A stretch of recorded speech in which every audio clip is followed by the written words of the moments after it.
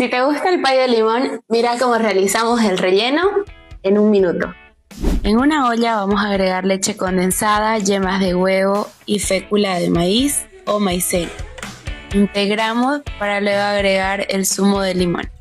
Llevamos a una olla a fuego medio fuerte hasta obtener el punto brigadeiro.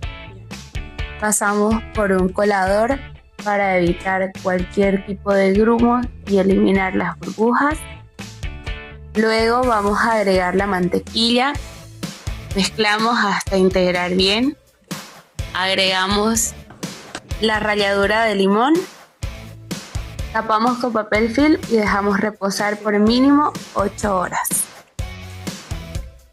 Batimos la crema de leche a medio punto para integrar a la preparación anterior. Si te gustó este tipo de videos, no te olvides de seguirnos y compartir.